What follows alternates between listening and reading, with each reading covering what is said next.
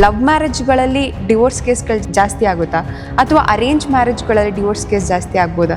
ಈ ಪ್ರೇಮ ವಿವಾಹ ಇದೆಯಲ್ಲ, ಲವ್ ಮ್ಯಾರೇಜ್ಗಳು, ಇಲ್ಲಿ ವಿಚ್ಛೇದನ ಪ್ರಕರಣಗಳ ಸಂಖ್ಯೆ ಸ್ವಲ್ಪ ಜಾಸ್ತಿ ಇದೆ. ಈ ಅರೇಂಜ್ಡ್ ಮ್ಯಾರೇಜಲ್ಲಿ ಏನಾಗುತ್ತೆ, ಈ ಗಂಡ ಹೆಂಡತಿಯಲ್ಲಿ ಏನಾದರೂ ಭಿನ್ನಾಭಿಪ್ರಾಯ ಬಂದು ಇವರಿಬ್ಬರು ಕಲಹ ಮಾಡ್ಕೋತಾ ಇದ್ದಾರೆ ಅಂತ ಗೊತ್ತಾದರೆ ತಕ್ಷಣ ಅವರ ಬೆಂಬಲಕ್ಕೆ ತಂದೆ ತಾಯಿ ಬಂದು. ಅದೇ ಇವಾಗಿನ ದಿನಗಳಲ್ಲಿ ಹೆಂಗಾಗ್ಬಿಟ್ಟಿದೆ ಅಂತಂದ್ರೆ, ಒಂದು ಅಪಾರ್ಟ್ಮೆಂಟ್ ಕೊಡಿಸ್ಬೇಕು ಅಥವಾ ನೀವು ಹೇಳ್ದಂಗೆ ಕಾರು, ಬೈಕು ಅಥವಾ ಒಡವೆ. ವಿದೇಶಕ್ಕೆ ಕರ್ಕೊಂಡು ಹೋಗ್ಬೇಕು ನಮ್ಮ ಮಗಳನ್ನ, ಅವನು ವಿದೇಶದಲ್ಲಿದ್ರೆ ಒಳ್ಳೇದು, ಓಕೆ, ನಮ್ಮ ಮಗಳು ವಿದೇಶಗಳನ್ನೆಲ್ಲ ಸುತ್ತಬೇಕು ಅವನ ಹೆಂಡತಿಯಾಗಿ, ಈ ಅಪೇಕ್ಷೆ ಇಟ್ಕೊಂಡು ಹೋದಾಗ ಆಟೋಮ್ಯಾಟಿಕ್ ಆಗಿ ವರದಕ್ಷಿಣೆ ಹಿಂಸೆ ಶುರು. ಗೊತ್ತಿರುತ್ತೆ, ಓಕೆ ಈ ಥರ ತಪ್ಪು ಮಾಡಿದ್ರೆ ನಮಗೆ ಈ ಥರ ಶಿಕ್ಷೆ ಆಗಬಹುದು ಅಂತ, ಅದೊಂದು ಜ್ಞಾನ ಇಲ್ಲದೆ ಈ ಥರ ಎಲ್ಲ ಮಾಡ್ಕೊಂಡು ಹೋಗ್ತಾರಾ? ಕಾನೂನಿನ ಉದ್ದೇಶನೇ ಜನರನ್ನ ಶಾಂತಿ ನೆಮ್ಮದಿಯಿಂದ ಕಾಪಾಡುವಂಥ. ಕಾನೂನಿನ ಮೂಲಭೂತ ಇರೋದು ಬೇರಿರೋದು ಧರ್ಮದಲ್ಲಿ. ನಿಮ್ಮ ಹಣ ನಿಮ್ಗೆ ವಾಪಸ್ ಕೊಡಬೇಕು ಅನ್ನೋದೇನು ಧರ್ಮ. ಅದು ಕೋರ್ಟು ನಾನು ಕೊಡದೆ ಹೋದರೆ ನನ್ನಿಂದ ವಸೂಲಿ ಮಾಡಿ ನಿಮ್ಗೆ ಕೊಡುತ್ತೆ, ಅದು ಕಾನೂನು.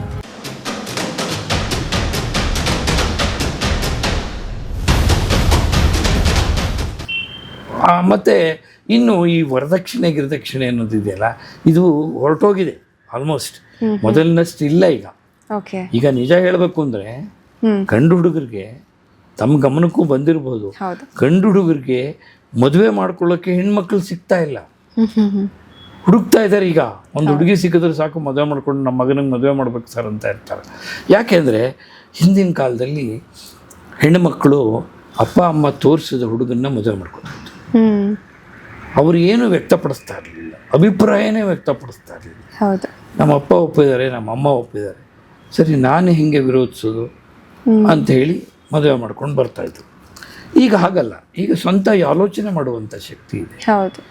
ಅದರಿಂದ ತಪ್ಪು ಅಂತಲ್ಲ, ಅವರು ಸ್ವಂತ ಆಲೋಚನೆ ಮಾಡಿ ಮದುವೆ ಮಾಡ್ಕೊಳ್ಬೇಕು ಅನ್ನೋದು ತಪ್ಪೇನಲ್ಲ. ಹಿಂದಿನ ಕಾಲದ ಥರ ಮಾಡ್ಕೋಬೇಕು ಅಂತ ಏನೂ ಇಲ್ಲ. ಆ ರೀತಿಯ ಒಂದು ಮದುವೆ ಎನ್ನುವಂಥದ್ದು ಅದು ನಡೀತಾ ಇತ್ತು ಆ ಕಾಲದಲ್ಲಿ.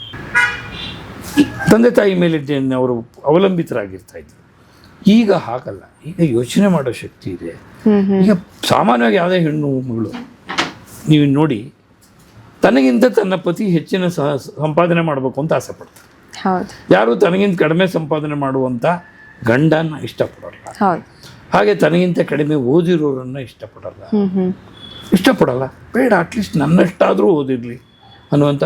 ಇವೆಲ್ಲ ತಪ್ಪುಗಳಲ್ಲ, ಸಹಜ, ಅದು ಸಹಜ, ಎಲ್ಲರಿಗೂ ಆಗುತ್ತೆ, ಇಟ್ ಈಸ್ ರಿಕ್ವೈರ್ಡ್. ಆದರೆ ಈ ಪಿಡುಗಿದೆಯಲ್ಲ, ಈ ವರದಕ್ಷಿಣೆಯ ಪಿಡುಗು, ಗಂಡನ ಮನೆಯಿಂದ ಅಪೇಕ್ಷೆ ಪಡುವಂಥದ್ದು. ಈಗಲೂ ಸೈಟ್ ಕೊಡಿಸಿದ್ರೆ ಮದುವೆ ಮಾಡ್ಕೊಳ್ಳೋದು, ಬೈಕ್ ಕೊಡಿಸಿದ್ರೆ ಮದುವೆ ಮಾಡ್ಕೊಳ್ಳೋದು, ಕಾರ್ ಕೊಡಿಸಿ ಅಂತ ಕೇಳೋದು ತಂದೆ ಮನೆಯವರು, ಹುಡುಗಿಯ ತಂದೆ ಮನೆಯವರನ್ನ, ಎಲ್ಲೆಲ್ಲೋ ಒಂದೊಂದು ಸ್ಟ್ರೇ ಇನ್ಸಿಡೆಂಟ್ಸ್. ಅಂದರೆ ಸರ್, ಈಗ ನಿಮ್ಮ ಕಾಲದಲ್ಲಿ ವರದಕ್ಷಿಣೆ ಅಂದರೆ ಹಣದ ರೂಪದಲ್ಲಿ ತಗೋತಾ ಇದ್ರು. ಅದೇ ಇವಾಗಿನ ದಿನಗಳಲ್ಲಿ ಹೆಂಗಾಗ್ಬಿಟ್ಟಿದೆ ಅಂತಂದರೆ, ಒಂದು ಅಪಾರ್ಟ್ಮೆಂಟ್ ಕೊಡಿಸ್ಬೇಕು ಅಥವಾ ನೀವು ಹೇಳ್ದಂಗೆ ಕಾರು, ಬೈಕು ಅಥವಾ ಒಡವೆ, ಇಷ್ಟು ಗ್ರಾಮ್ ಚಿನ್ನನೇ ಹಾಕಬೇಕು ಅಂತ ಈ ಒಪ್ಪಂದದ ಸಮಯದಲ್ಲಿ ಮಾತುಕತೆ ಆಡುವಂಥದ್ದು, ಅದು ಒಂದು ವರದಕ್ಷಿಣೆ ರೂಪದಲ್ಲೇ ಇರುವಂಥ ವಸ್ತುಗಳನ್ನ ಕೇಳೋದು. ಈಗ ನೀವು ಸೈಟ್ ತಗೊಳ್ಳಿ, ಫ್ಲ್ಯಾಟ್ ತಗೊಳ್ಳಿ, ಮನೆ ತಗೊಳ್ಳಿ, ಬೈಕ್ ತಗೊಳ್ಳಿ, ಕಾರ್ ತಗೊಳ್ಳಿ, ನೀವೇನದು ಹಣ ಕೊಡಬೇಕಲ್ಲ. ಅದೇ ಹಣ ಕೊಟ್ಟೆ ತಂದಾಗ ಮತ್ತೆ ಹಣನೇ ಖರ್ಚಾಯ್ತು. ಹೌದು ಹುಡುಗಿ, ಆದ್ರಿಂದ ಏನನ್ನೂ ಕೇಳಬಾರ್ದು, ಸ್ವಲ್ಪ ಆಲ್ಟರ್ ಮಾಡಿದರೆ ಅಷ್ಟೇ ವರದಕ್ಷಿಣೆ ಅನ್ನೋ ಒಂದು ಹೆಸರನ್ನ, ಅಷ್ಟೇ ಹೊರತು ಅದು ತಗೊಳ್ಳುವಂಥದ್ದು ಅದು ಹೋಗಬೇಕು. ಅದು ಸಮಾಜದ ಪಿಡುಗು. ಅದನ್ನ ವರದಕ್ಷಿಣೆ ಅನ್ನೋ ಪಿಡುಗು ಈಗ ಹೋಗಿದೆ, ಇಲ್ಲ ಮೊದಲಷ್ಟು ಇಲ್ಲ, ಆದರೂ ಸಹ ಅದು ಹೋಗಬೇಕು. ಅದು ಸಮಾಜ ಆರೋಗ್ಯಕರವಾದ ಸಮಾಜ ಬೇಕು ಅಂದರೆ, ಈ ಗಂಡು ಮಕ್ಕಳ ತಂದೆ ತಾಯಿಯಂದಿರು ಹೆಣ್ಣು ಮಕ್ಕಳ ತಂದೆ ತಾಯಿಯಿಂದ ಅಪೇಕ್ಷೆ ಪಡ್ತಾರಲ್ಲ, ಹಣ ಇರ್ಬೋದು, ವಸ್ತು ಇರ್ಬೋದು, ಆಸ್ತಿ ಇರ್ಬೋದು, ಒಡವೆ ಇರ್ಬೋದು, ಅದು ಹೋಗಬೇಕು. ಅದು ಸಮಾಜದಿಂದ. ಆಮೇಲೆ ಅದ್ದೂರಿಯಾಗೆ ಮದುವೆ ಮಾಡಿಕೊಡ್ಬೇಕು, ಅದಂತೂ ತುಂಬಾನೇ ಇಂಥ ಕಡೆನೇ ಮಾಡಿಕೊಡ್ಬೇಕು. ಅದು ನೀವು ಹೇಳೋದು ತುಂಬ ಸತ್ಯ. ಅದಂತೂ ಪ್ಯಾಲೇಸ್ ಗ್ರೌಂಡ್ಸಲ್ಲೇ ಮದುವೆ ಮಾಡಬೇಕು ನಮ್ಮ ಮದುವೆಗೆ ಅನ್ನುವಂಥದ್ದು, ಅದೆಲ್ಲ ಹೋಗಬೇಕು. ಸರಳವಾದ ಮದುವೆ ಮಾಡಿಕೊಂಡ್ರು ಮದುವೆನೇ, ಅದ್ದೂರಿಯಾಗಿ ಮಾಡಿಕೊಂಡ್ರು ಒಂದೇ. ನೀವು ಅದ್ದೂರಿಯಾಗಿ ಮಾಡಿಕೊಂಡ್ರೆ ಜನ ಒಂದು ದಿವಸ ಮೆಚ್ಕೋಬೋದು ಅಷ್ಟೇ ಬಂದು, ಅವತ್ತಾಯ್ತಾ ಜನ ಮರ್ತು ಬಿಡ್ತಾರೆ. ಅವತ್ತು ಮೆಚ್ಕೊಳ್ತಾರೆ ಅಂತ ಹೇಳೋಕ್ಕಾಗಲ್ಲ. ಅಯ್ಯೋ ಯಾರ್ದೋ ತಲೆ ಹೊಡೆ ಸಂಪಾದನೆ ಮಾಡಿದ್ದಾರೆ ಅಂತಾರೆ. ಯಾರು ಏನು ಮೆಚ್ಕೊಳ್ಳುವಂಥದ್ದು ಅದೆಲ್ಲ ಆ ಒಂದು ಜನ ಮೆಚ್ಚುಗೆಗೋಸ್ಕರ ಮಾಡಬಾರ್ದು. ಅದೊಂದು ವಿವಾಹ ಅನ್ನುವಂಥದ್ದು ಬಹಳ ಪವಿತ್ರವಾದ ಒಂದು ಸಂಬಂಧ. ಅದಕ್ಕೊಂದು ಕಾರ್ಯಕ್ರಮ ಅಂತ ಮಾಡಿದ್ದಾರೆ, ಮದುವೆ ಅಂತ. ಅದನ್ನು ಪರಿಶುದ್ಧವಾಗಿ ಸರಳವಾಗಿ ಮಾಡುವಂಥದ್ದನ್ನು ನಮ್ಮ ಜನ ಕಲ್ತ್ಕೊಂಡು ಆವಾಗ ಮಾಡಿದಾಗ ಆವಾಗ ಶೋಷಣೆ ಕಡಿಮೆ ಆಗುತ್ತೆ ಹುಡುಗಿಯ ತಂದೆ ತಾಯಿಗಳಿಗೆ. ಈಗ ಕೆಲವು ನೋಡಿ, ಇನ್ನೂ ಸಾಲದಲ್ಲೇ ಇದ್ದೀನಿ ನಾನು, 5 ವರ್ಷ ಆಯಿತು ನನ್ನ ಮಗಳು ಮದುವೆ ಮಾಡಿ, ಇನ್ನೂ ಸಾಲದಲ್ಲಿದ್ದೀನಿ ಸಾರ್ ಅನ್ನೋರು ಇರ್ತಾರೆ. 5 ವರ್ಷ ಆದರೂ ಅವ್ರು ಸಾಲ ತೀರ್ಸೋಕ್ಕಾಗದೇ ಇರುವಷ್ಟು ಖರ್ಚಾಗಿ ಮದುವೆ ಮಾಡುವಂಥದ್ದು ಅವಶ್ಯಕತೆ ಇರಲ್ಲ ಅದು.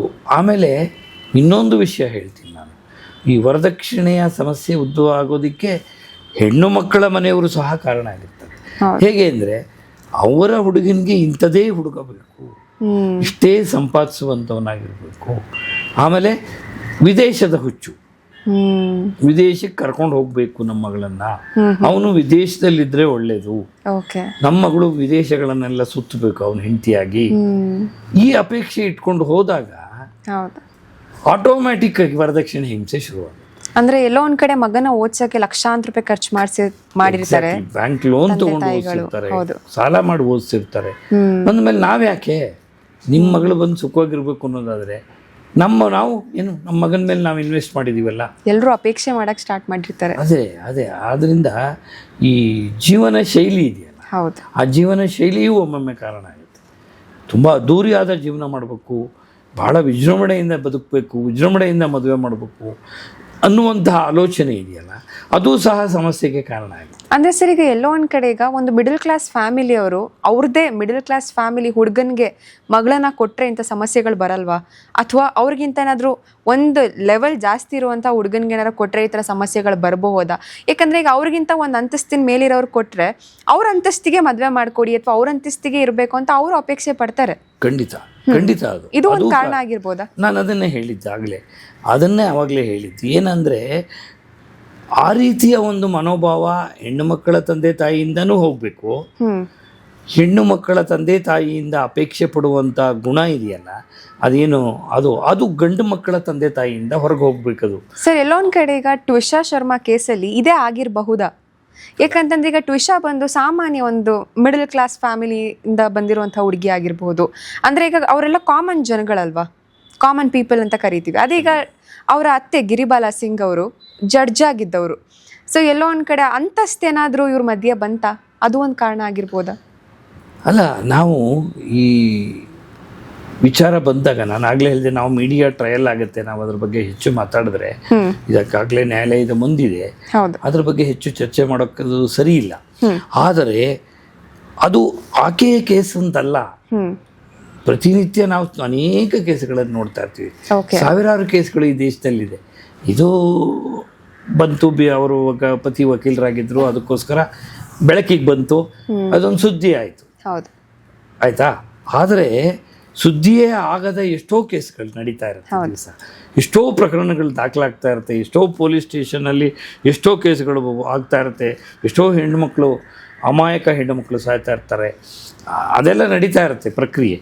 ಆದರೆ ಇವುಗಳೆಲ್ಲದರ ಜೊತೆಗೆ ಒಂದು ಸಾಮಾಜಿಕವಾಗಿ ಜನರ ಮನೋಭಾವ ಬದಲಾಗಬೇಕು, ಬಹಳ ಮುಖ್ಯವಾಗಿ ಸಮಾನತೆ ಬರಬೇಕು. ಈಗಾಗಲೇ ಹೆಣ್ಮಕ್ಳಿಗೆ ಸಮಾನತೆ ಬಂದಿದೆ. ಈಗ ಹೆಣ್ಮಕ್ಳು ಯಾವುದೇ ರೀತಿಯಲ್ಲೂ ಹೆಣ್ಮಕ್ಳಿಗಿಂತ ಕಡಿಮೆ ಇಲ್ಲ. ಗಂಡಸರು ಮಾಡುವ ಎಲ್ಲ ಕೆಲಸವನ್ನು ಅವ್ರು ಮಾಡ್ತಾ ಇದ್ದಾರೆ. ಎಷ್ಟೋ ಕೆಲಸಗಳನ್ನು ಅವ್ರು ಮಾಡಿರೋದನ್ನು ಗಂಡ್ಮಕ್ಳೇ ಮಾಡಿಲ್ಲ. ಕಲ್ಪನಾ ಚಾವ್ಲಾ ಅವರು ಇರ್ಬೋದು, ಅವರೆಲ್ಲ ಏನೆಲ್ಲ ಸಾಧನೆ ಮಾಡೋದು. ಅವರು ಆ ರೀತಿ ಎಲ್ಲ ನೋಡಿದಾಗ ಈ ಸಮಾನತೆ ಇದೆ, ಸಮಾನತೆ ಬರ್ತಾ ಇದೆ, ಸಮಾನತೆ ಈಗಾಗಲೇ ಬಂದಿದೆ ಅಂತಲೂ ಹೇಳ್ಬೋದು. ಆದ್ದರಿಂದ ಸಮಾನವಾಗಿ ಕಾಣುವಂಥ ಒಂದು ಮನೋಭಾವ ಬರಬೇಕು ಮಕ್ಕಳಲ್ಲಿ. ಮಕ್ಕಳು ಗಂಡು ಮಕ್ಕಳಾಗಲಿ ಹೆಣ್ಣು ಮಕ್ಕಳಾಗಲಿ, ಮತ್ತು ಗಂಡು ಮಕ್ಕಳೇ ಆಗಬೇಕು ಅಂತ ಅಪೇಕ್ಷೆ ಪಡುವಂಥ ಒಂದು ಮೂಢನಂಬಿಕೆ ಇನ್ನೂ ತುಂಬ ಜನಗಳಲ್ಲಿ. ಒಂದು ಗಂಡು ಮಗು ಇರಬೇಕಿತ್ತು ಅನ್ನೋದು. ಎಷ್ಟೋ ಜನ ಗಂಡು ಮಗು ಆಗಲಿ ಅಂತ 3-4 ಜನ ಹೆಣ್ಮಕ್ಳಾಗ್ಬಿಟ್ಟಿರೋದುಂಟು. ಆ ಥರ ಎಲ್ಲ ಆಗಿರೋದುಂಟು. ಆ ಒಂದು ಮನೋಭಾವ ಬದಲಾಗಬೇಕು. ಗಂಡು ಮಕ್ಕಳಾದ್ರೇನು ಹೆಣ್ಮಕ್ಳು ಮಕ್ಕಳೇ, ಆಯಿತಾ? ಗಂಡು ಮಕ್ಕಳು ಸಾಧಿಸೋಕ್ಕಾಗದೇ ಇರೋದನ್ನು ಹೆಣ್ಮಕ್ಳು ಸಾಧಿಸ್ಬೋದು, ಹೆಣ್ಮಕ್ಳು ಸಾಧಿಸೋಕ್ಕಾಗದೇ ಇರೋದನ್ನು ಗಂಡು ಮಕ್ಕಳು ಸಾಧಿಸ್ಬೋದು. ಸಾಧನೆಗೆ ಲಿಂಗಭೇದ ಇಲ್ಲ, ತಾರತಮ್ಯ ಮಾಡಬಾರ್ದು. ಲಿಂಗಭೇದ ಇಲ್ಲವೇ ಇಲ್ಲ, ತಾರತಮ್ಯ ಮಾಡಲೂಬಾರ್ದು. ಸಮಾನವಾಗಿ ನೋಡುವಂತಹ ಒಂದು ಮನೋಭಾವವನ್ನು ಬೆಳೆಸ್ಕೋಬೇಕು. ಹೌದು. ಬೆಳೆಸ್ಕೊಂಡ್ರೆ ಈ ಎಲ್ಲ ಸಮಸ್ಯೆಗಳು. ಮತ್ತು ಇವತ್ತು ನಾನು ಹೇಳಿದಾಗೆ ಈ ಕೌಟುಂಬಿಕ ಸಮಸ್ಯೆಗಳು, ವರದಕ್ಷಿಣೆ ಸಮಸ್ಯೆಗಳಂತೂ ದೊಡ್ಡ ಪಿಡುಗು ಇದು ಸಮಾಜದಿಂದ ಹೋಗಬೇಕು. ಈಗ ಹೆಣ್ಣು ಮಕ್ಕಳ ರಕ್ಷಣೆಗಾಗಿ ಅನೇಕ ಕಾನೂನುಗಳು ಬಂದಿದೆ. ಹೌದು. ನಿಮಗೆ ಗೊತ್ತಿರಬೇಕು, ವರದಕ್ಷಿಣೆ ಹಿಂಸೆ ಒಂದೇ ಅಲ್ಲ, ಹೌದು, ಒಂದು PWDV ಆ್ಯಕ್ಟ್ ಅಂತ ಬಂದಿದೆ, protection of women from domestic violence act ಅಂತ 2005 ಬಂದಿದೆ. ಕೌಟುಂಬಿಕ ಹಿಂಸೆಯಿಂದ ಹೆಣ್ಣು ಮಕ್ಕಳನ್ನು ರಕ್ಷಣೆ ಮಾಡೋದಕ್ಕೆ ಹೇಗೆ ಸಾಧ್ಯ ಮಾಡಬೇಕು, ಅವ್ರಿಗೆ ಹೇಗೆ ರಕ್ಷಣೆ ಕೊಡಬೇಕು ಅನ್ನುವಂತಿದೆ. ಈಗ ಸರ್ ನಮ್ಮ ಜನಕ್ಕೆ ಇವಾಗ ಇಷ್ಟೆಲ್ಲ ಕಾನೂನುಗಳಿವೆ ಆ್ಯಂಡ್ ಜನಕ್ಕೆ ಅದೊಂದು ಗೊತ್ತಿರುತ್ತೆ, ಓಕೆ ಈ ಥರ ತಪ್ಪು ಮಾಡಿದ್ರೆ ನಮಗೆ ಈ ಥರ ಶಿಕ್ಷೆ ಆಗಬಹುದು ಅಂತ. ಅದೊಂದು ಜ್ಞಾನ ಇಲ್ಲದೆ ಈ ಥರ ಎಲ್ಲ ಮಾಡ್ಕೊಂಡು ಹೋಗ್ತಾರಾ? ಏನಕ್ಕೆ ಈ ಥರ ಸಮಸ್ಯೆಗಳು ಉಂಟಾಗ್ಬೋದು? ಆ್ಯಂಡ್ ಅದರಲ್ಲೂ ಇವಾಗ ಹೆಚ್ಚು ಲವ್ ಮ್ಯಾರೇಜ್ಗಳಲ್ಲಿ ಡಿವೋರ್ಸ್ ಕೇಸ್ಗಳು ಜಾಸ್ತಿ ಆಗುತ್ತಾ, ಅಥವಾ ಅರೇಂಜ್ ಮ್ಯಾರೇಜ್ಗಳಲ್ಲಿ ಡಿವೋರ್ಸ್ ಕೇಸ್ ಜಾಸ್ತಿ ಆಗ್ಬೋದಾ? ಬಹಳ ಒಳ್ಳೆಯ ಪ್ರಶ್ನೆಯನ್ನು ತಾವು ಕೇಳಿದ್ರಿ. ಇದು ಅರೇಂಜ್ಡ್ ಮ್ಯಾರೇಜ್ಗಳಿಗಿಂತ ನಮ್ಮ ಗಮನಕ್ಕೆ ಬಂದಿರೋ ಹಾಗೆ ಈ ಪ್ರೇಮ ವಿವಾಹ ಇದೆಯಲ್ಲ, ಲವ್ ಮ್ಯಾರೇಜ್ಗಳು, ಇಲ್ಲಿ ವಿಚ್ಛೇದನ ಪ್ರಕರಣಗಳ ಸಂಖ್ಯೆ ಸ್ವಲ್ಪ ಜಾಸ್ತಿ ಇದೆ. ನೀವು ಕಾರಣ ಕೇಳಬಹುದು ಯಾಕೆ ಅಂತ. ಯಾಕೆ ನೋಡಿ, ಬಹಳಷ್ಟು ಪ್ರೇಮ ವಿವಾಹಗಳಲ್ಲಿ ತಂದೆ ತಾಯಿಯ ವಿರೋಧ ಇರುತ್ತೆ. ತಂದೆ ತಾಯಿ ವಿರೋಧದಿಂದ ಮದುವೆ ಮಾಡ್ಕೊಂಡಿರ್ತಾರೆ. ಯಾಕಂದರೆ ಏನೇ ಸಮಾಜ ದೇಶ ಎಲ್ಲ ಮುಂದುವರೆದ್ರು, ತಾಂತ್ರಿಕವಾಗಿ ವೈಜ್ಞಾನಿಕವಾಗಿ ನಾವೇ ಎಷ್ಟೆಲ್ಲ ಮುಂದುವರೆದ್ರು, ಇವತ್ತು ನಾವು AI ತಲುಪಿಟ್ಟಿದ್ದೀವಿ. ಹೋಗೀಗ artificial intelligence is ruling the world. ಪ್ರಪಂಚವನ್ನು ಆಳ್ತಾ ಇದೆ ಇವತ್ತದು. ಇಷ್ಟೆಲ್ಲ ಆದರೂ ನಮ್ಮ ಜನರ ಆಲೋಚನೆಗಳು ಇನ್ನೂ ಹಳೆಯದೇ ಇದೆ. ಇನ್ನೂ ಜಾತಿಯ ಪದ್ಧತಿ ನಮ್ಮ ಮನಸ್ಸಿನಲ್ಲಿದೆ. ಇನ್ನು ನಮ್ಮ ಹುಡುಗ ಜಾತಿಯ ಹುಡುಗಿನೇ ಮಾಡ್ಕೋಬೇಕು ಅನ್ನೋ ಆಸೆ ಇದೆ. ಪ್ರೇಮ ವಿವಾಹಗಳನ್ನು ಪ್ರೋತ್ಸಾಹಿಸೋ ಸಂಖ್ಯೆ ತುಂಬ ಕಡಿಮೆ. ವಿದ್ಯಾವಂತರು ಬುದ್ಧಿವಂತರು ಅನ್ನಿಸ್ಕೊಂಡು ಜನ ಕೂಡ ತಮ್ಮ ಮಕ್ಕಳು ಪ್ರೇಮ ವಿವಾಹ ಮಾಡ್ಕೊಳ್ಳೋದನ್ನು ಅಪೇಕ್ಷೆ ಪಡಲ್ಲ, ಇಷ್ಟಪಡಲ್ಲ. ಅದಕ್ಕೆ ಯಾಕೆ ಈ ಪ್ರೇಮ ವಿವಾಹಗಳಲ್ಲಿ ಸಮಸ್ಯೆಗಳು ಜಾಸ್ತಿ ಬರುತ್ತೆ ಅಂದರೆ, ನಾನು ಮೊದಲೇ ಹೇಳಿದಾಗೆ ಇಬ್ಬರು ವ್ಯಕ್ತಿಗಳು ಪರಸ್ಪರ ಬೇರೆಯದೇ ವಾತಾವರಣದಲ್ಲಿ ಬೆಳೆದವ್ರು ಬಂದಿರ್ತಾರೆ. ಅವರಿಬ್ಬರೇ ಸೇರಿ ಸಂಸಾರ ಮಾಡೋಕ್ಕೆ ಅಂತ ಹೊರಟಾಗ ಮೂಲಭೂತವಾಗಿ ಭಿನ್ನಾಭಿಪ್ರಾಯ ಬರುವ ಸಾಧ್ಯತೆ ಇರುತ್ತೆ. ಜೊತೆಗೆ ಈ ಅರೇಂಜ್ಡ್ ಮ್ಯಾರೇಜಲ್ಲಿ ಏನಾಗುತ್ತೆ, ಈ ಗಂಡ ಹೆಂಡತಿಯಲ್ಲಿ ಏನಾದರೂ ಭಿನ್ನಾಭಿಪ್ರಾಯ ಬಂದು ಇವರಿಬ್ಬರು ಕಲಹ ಮಾಡ್ಕೋತಾ ಇದ್ದಾರೆ ಅಂತ ಗೊತ್ತಾದರೆ ತಕ್ಷಣ ಅವರ ಬೆಂಬಲಕ್ಕೆ ತಂದೆ ತಾಯಿ ಬರ್ತಾರೆ. ಇವ್ರದಲ್ಲಿ ಏನೋ ಒಡಕಾಗ್ತಾ ಇದೆಯಪ್ಪ, ಇದು ಎಲ್ಲೋ ಹೋಗಿ ಮುಟ್ಟುತ್ತೆ, ಇದು ಆಗಬಾರ್ದು, ಹೇಗಾದರೂ ಮಾಡಿ ಇವರಿಬ್ಬರು ಒಟ್ಟಿಗೆ ಬಾಳ್ಬೇಕು ಅನ್ನುವಂಥ ಅಪೇಕ್ಷೆ ಇಟ್ಕೊಂಡು ಅವ್ರು ನಿಂತು ಎಲ್ಲಿ ಅರೇಂಜ್ಡ್ ಮ್ಯಾರೇಜ್ ಬಂದು ಭಿನ್ನಾಭಿಪ್ರಾಯವನ್ನು ಸಾಧ್ಯವಾದಷ್ಟು ಮಟ್ಟಿಗೆ ಸರಿಪಡಿಸಿ ಒಟ್ಟಿಗೆ ಇರೋಕ್ಕೆ ಅವಕಾಶ ಮಾಡಿಕೊಟ್ಟಾಗ ಆ ಏನು ಡ್ಯಾಮೇಜ್ ಆಗಿತ್ತು ಅದು ಮತ್ತೆ ಪ್ಯಾಚಪ್ ಆಗಿಬಿಡುತ್ತೆ. ಜೊತೆಗೆ ಮಕ್ಕಳು ಈ ಮದುವೆ ಆದ 1 ವರ್ಷಕ್ಕೋ 2 ವರ್ಷಕ್ಕೋ ಮಕ್ಕಳಾಗ್ಬಿಟ್ರೆ ಗಂಡ ಹೆಂಡತಿಯ ಪರಸ್ಪರ ಜಗಳ ಹೊರಟೋಗುತ್ತೆ. ಇಬ್ಬರ ಗಮನನೂ ಮಕ್ಕಳ ಕಡೆ ಬಂದ್ಬಿಡುತ್ತೆ. ಮಗುವಿನ ಗಮನಕ್ಕೆ ಹೋದಾಗ ಇವರಿಬ್ಬರ ನಡುವಿನ ಭಿನ್ನಾಭಿಪ್ರಾಯ ಲೆಕ್ಕಕ್ಕೆ ಇರಲ್ಲ. ಇಬ್ರು ಕಾನ್ಸಂಟ್ರೇಟಿಂಗ್ ಆನ್ ಚೈಲ್ಡ್. ಆದರೆ ಈಗ ಕೆಲವರಲ್ಲಿ ಸ್ವಲ್ಪ ದಿವಸ ಮುಂದೆ ಹಾಕೋದು, ಈಗಲೇ ಬೇಡ ಮಕ್ಕಳು ಸ್ವಲ್ಪ, ಈಗಲೇ ಮಗು ಸಾಕೋದು ಜಂಜಾಟ ಅದು ಎಲ್ಲ ಅಂಟಿಸ್ಕೊಳ್ಳೋದು ಬೇಡ, 1-2 ವರ್ಷ 3 ವರ್ಷ ಆರಾಮಾಗಿರೋಣ ಆಮೇಲೆ ಮಾಡ್ಕೊಳ್ಳೋಣ ಅಂತ ಹೇಳ್ತಾರೆ. ಆ 2 ವರ್ಷ 3 ವರ್ಷದಲ್ಲೇ ಭಿನ್ನಾಭಿಪ್ರಾಯ ಬರುತ್ತೆ. ಒಂದು ಮಗು ಇದ್ದಿದ್ರು ಬರ್ತಾ ಇರಲಿಲ್ಲ. ಹಾಗಾಗಿ ಏನಾಗುತ್ತೆ, ಈ ಪ್ರೇಮ ವಿವಾಹಗಳಲ್ಲಿ ಯಾರೂ ಬೆಂಬಲಕ್ಕಿರಲ್ಲ. ಇವರಿಬ್ಬರೇ ಮಾತಾಡ್ತಾರೆ, ಇವರಿಬ್ಬರೇ ಜಗಳ ಮಾಡ್ತಾರೆ, ಇವರಿಬ್ಬರೇ ಬೇರೆ ಬೇರೆ ಆಗ್ತಾರೆ. ಮತ್ತೆ ಹೇಳ್ಕೊಡೋರು ಇರ್ತಾರೆ, ನೀನು ಒಂದು ಪೊಲೀಸ್ ಕಂಪ್ಲೇಂಟ್ ಕೊಡಮ್ಮ ನಿನ್ನ ಗಂಡನ ಮೇಲೆ ಅಂತಾರೆ. ಪೊಲೀಸ್ ತನಕ ಹೋದ್ಮೇಲೆ ಆ ಗಂಡನನ್ನ ಪೊಲೀಸ್ನವ್ರು ಕರೆದು ವಿಚಾರಣೆ ಎಲ್ಲ ಮಾಡಿದ್ರು ಅಂತಾದರೆ ಇನ್ನಷ್ಟು ಅವರಿಬ್ಬರ ನಡುವಿನ ಅಂತರ ಜಾಸ್ತಿ ಆಗುತ್ತೆ. ಆತನಿಗೆ ಅವಮಾನ ಆಗುತ್ತೆ. ಇದೆಲ್ಲ ಆದಾಗ ಇನ್ನಷ್ಟು ಆಗಿ ಕೊನೆಗೆ ಅದು ಕೌಟುಂಬಿಕ ನ್ಯಾಯಾಲಯಕ್ಕೆ ಬಂದು ಡೈವರ್ಸ್ ಮಟ್ಟಕ್ಕೆ ಹೋಗುತ್ತೆ. ಅದಕ್ಕೆ ಪ್ರೇಮ ವಿವಾಹಗಳಲ್ಲಿ ಯಾರೂ ಬೆಂಬಲಕ್ಕಿರಲ್ಲ. ಓಕೆ. ಅರೇಂಜ್ಡ್ ಮ್ಯಾರೇಜಲ್ಲಿ ಹಾಗಲ್ಲ. ಅಲ್ಲಿ ತಂದೆ ತಾಯಿಗಳು, ನೆಂಟರು, ಬಂಧುಗಳು ಎಲ್ಲ ಇರ್ತಾರೆ. ಅವರೆಲ್ಲ ನಿಂತ್ಕೊಂಡಾಗ ಅವರೆಲ್ಲ ಸಪೋರ್ಟಿಂಗ್ ನಿಂತು ಅದನ್ನ ಸರಿ ಮಾಡ್ತಾರೆ. ಹಾಗಾಗಿ ನಮ್ಮ ಗಮನದಲ್ಲಿ ಬಂದಿರೋದು ಪ್ರೇಮ ವಿವಾಹಗಳಲ್ಲೇ ವಿಚ್ಛೇದನ. ಆಮೇಲೆ ಪ್ರೇಮ ವಿವಾಹಗಳಲ್ಲಿ ಏನಾಗುತ್ತೆ ಅಂದರೆ ಇಬ್ಬರಲ್ಲೂ ಒಂದು ಅಪೇಕ್ಷೆ ಅಂತ ಇರುತ್ತೆ, ಪರಸ್ಪರ ಅಪೇಕ್ಷೆ ಇರುತ್ತೆ. ಆ ಅಪೇಕ್ಷೆಗಳು ಜಾಸ್ತಿ ಆಗ್ಬಿಡುತ್ತೆ. ನಿರೀಕ್ಷೆ, ಅಪೇಕ್ಷೆ ಮತ್ತು ನಿರೀಕ್ಷೆ ಜಾಸ್ತಿ ಇರುತ್ತೆ. ಅನೇಕ ಸಂದರ್ಭಗಳಲ್ಲಿ ಆ ನಿರೀಕ್ಷೆ ಸಹಜವಾಗಿರಲ್ಲ. ಅಸಹಜವಾದ ನಿರೀಕ್ಷೆಗಳನ್ನು ಇಟ್ಕೊಂಡು ಬದುಕುವಂಥ ಪ್ರಯತ್ನ ಮಾಡಿದಾಗ ಫುಲ್ಫಿಲ್ ಮಾಡೋಕ್ಕಾಗಲ್ಲ. ಫುಲ್ಫಿಲ್ ಮಾಡೋಕ್ಕಾಗದೆ ಹೋದಾಗ ಏನಾಗುತ್ತೆ, ಭಿನ್ನಾಭಿಪ್ರಾಯ ಆಗುತ್ತೆ.